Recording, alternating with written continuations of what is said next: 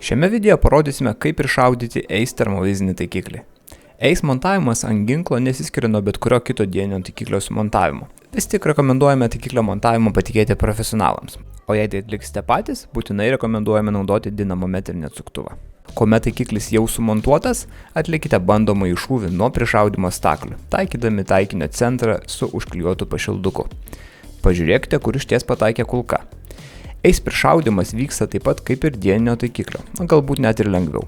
Nepamirškite naudoti optinio artinimo funkciją, unikalią būtent šiai taikiklių serijai. Atidarykite meniu spustelėjus M mygtuką. Jei reikia perjungti matavimo vienetus į metrus, tai galite padaryti per nustatymus. Kai viskas jau paruošta, įjunkite prišaudymo nustatymus. Pasirinkite prišaudymo profilį, kuris pavadintas 100 metrų. Čia galite sukurti ir ištrinti papildomus prišaudymo atstumus ir atitinkamai juos pervadinti. Tai bus naudinga ACE modeliams, kurie neturi integruoto tolimačio. Spauskite M ir pateksite į pirmojo atstumo prišaudymo nustatymus. Čia matote X ir Y ašis, matuojamas centimetro dalimis.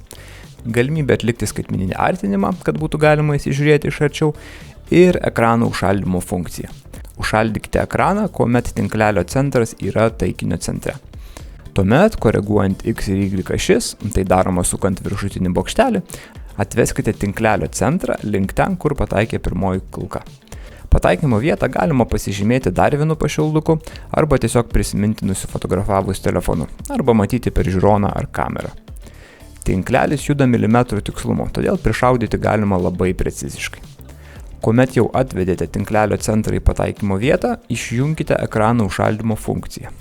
Tuomet nuspauskite ir palaikykite M mygtuką ir korekcija bus išsaugota. Dabar reikia atlikti dar vieną bandomąjį šūvį nusitaikius į taikinio centrą. Viskas, prišaudymas 100 metrų atliktas sėkmingai. Jei naudojate ACE tolimačiu, būtinai pasižiūrėkite mūsų kitą video apie balistinio skaičiutuvo naudojimą ir su ACE galėsite atlikti labai preciziškus šūvius pačiais įvairiausiais atstumais, nes taikiklis pats atliks skaičiavimą ir parodys reikalingą korekciją. O jei turite klausimą ar reikalingą konsultaciją, būtinai susisiekite su mumis. Džiaugiamės, kad renkatės Nokpix ir linkime jums taiklių šūvių.